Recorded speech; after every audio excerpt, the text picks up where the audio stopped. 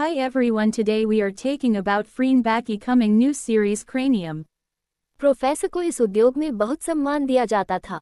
वह सभी प्रकार के फील्डवर्क से गुजर चुकी हैं। फोरेंसिक एंथ्रोपोलॉजी में विभिन्न इकाइयों के साथ इनबाउंड और 10 से अधिक देशों में सहायता कर चुकी है।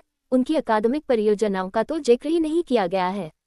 कार्य के इस दुर्लभ क्षेत्र के बावजूद प्रोफेसर की 30 से अधिक कार्य आज अकादमिक पत्रिकाओं में प्रकाशित हुए। उन्हें उद्योग में शीर्ष स्तर के रूप में स्वीकार किया गया था। और बुआ, वह पीएचडी की छात्रा थी। वास्तव में उसने लगभग 3 महीने पहले ग्रेजुएट स्कूल से स्नातक की मंजूरी के साथ स्नातक की उपाधि प्राप्त की थी, जिसमें उसके शोध प्रबंध पर डीन के हस्ताक्षर प्रमुख थे। उन्हें आधिकारिक तौर पर पीएचडी के रूप में मान्यता दी गई थी, लेकिन उन्हें समायोजित होने में कुछ समय लगा। दरअसल ये वह अवधि है जिसके दौरान वह 5 साल से अधिक के कठिन प्रयास और तनावपूर्ण अध्ययन के बाद अपनी सांस लेती है, इससे पहले कि वह द्वारा स्थापित अनुसंधान संस्थान में भूमिका निभाती है। वह रेस्क्यू फाउंडेशन टीम द्वारा लाई गई हड्डियों के पहले ढेर के साथ मेज पर खड़ी थी। बेशक 78 हड्डियां मोटे तौर पर एक ही ढेर में थीं। कुछ टुकड़े पूरे थे, कुछ खंडित थे और कुछ जलकर कुरकुरा हो गए थे। उसके सामने जो कुछ था उसने बुआ की ओर से आह भरी, इससे पहले कि वह अपने गियर की तलाश करती, दस्ताने और चेहरे का मुखौटा। फिर उसने अपना काम शुरू कर दिया। ढेर से अलग करने के लिए उसने जो पहली हड्डी उठाई वह किसी की हंसली थी, चाहे वह बाईं ओर हो या दाईं ओर। हड्डियां अभी भी साफ हो चुकी थीं, ऊतक बरकरार थे। इन हड्डियों के ढेर लगाने से बुआ का काम काफी हद तक जटिल हो गया। सामान्य तौर पर ये फोरेंसिक साक्ष्य एकत्र करना था, जिसका अर्थ था घटना के क्षेत्र की घेराबंदी करना और ठोस सबूतों की तस्वीरें लेना। मृतक को सत्यापित करने के लिए पहचान के प्रमाण से पहले साक्ष्य को अनुभागों में एकत्र किया जाना चाहिए। मैं बस सोच रहा था कि यहाँ कौन होगा। लगभग 45 के आसपास तंबू के प्रवेश द्वार से एक व्यंग्यात्मक टिप्पणी आई। लगभग 45 मिनट बाद तंबू के प्रवेश द्वार से टिप्पणी आई। नवस्नातक महिला डॉक्टर अपने ध्यान से बाहर हो गई। शायद मुझे नहीं आना चाहिए था।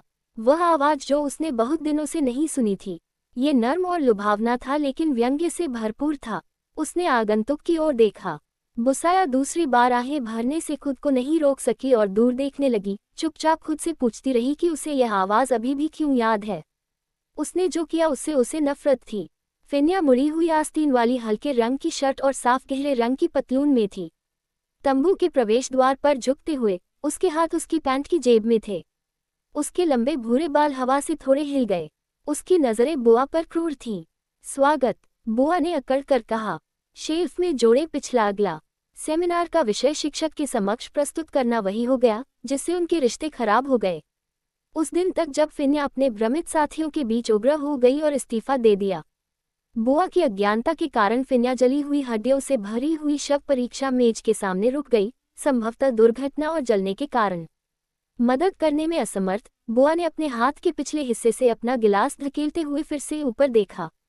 तुम्हारी माँ यहाँ नहीं है। रो मत। तुम मुझसे क्या चाहती हो फिनिया? मैं तुमसे कुछ चाहता हूँ, अगर नहीं तो दफा हो जाओ। मैं यहाँ काम करने आया हूँ। क्या आप अपने पुराने दोस्त को देखकर जरा भी खुश नहीं है? इससे बुआ ने अपने आयताकार चश्मे के माध्यम से लंबे समय से ढके हुए चेहरे को घूरना शुरू कर दिया। बुआ के होठों पर व्यंग्य खींच गया। बुआ के होठों पर व्यंग्य खींच गया। एक दोस्त, आपको शब्दों के साथ अपना रास्ता मिल गया है। बुसाया ने पीड़ित की एक खोपड़ी उठाई, फिर भी उसकी नज़र उस महिला पर टिकी थी जिसने अभी अभी उसे अपना दोस्त कहा था।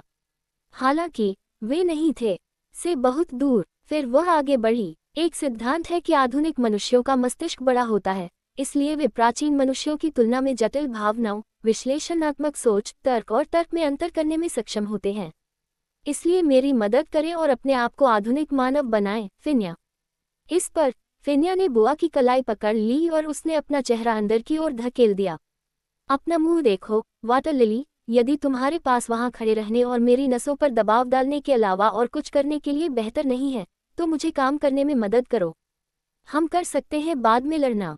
बुआ ने आज़ाद होने के लिए अपनी कलाई छुड़ाते हुए कहा।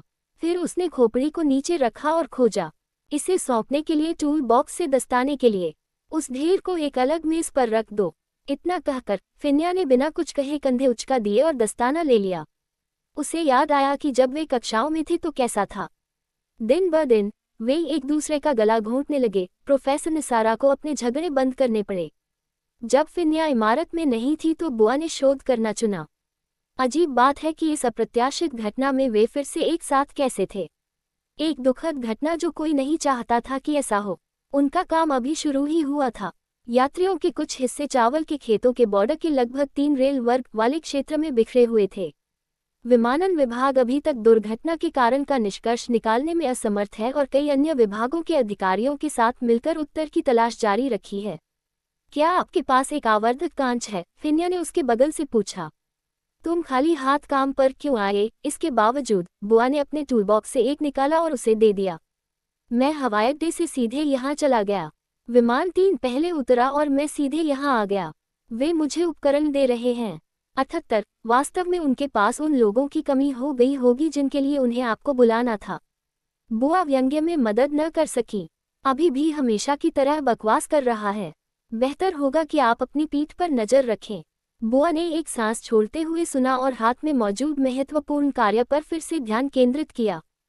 फुटन। Thank you to watching. You please subscribe my channel and press the bell icon. Have a nice day. See you soon in next episode.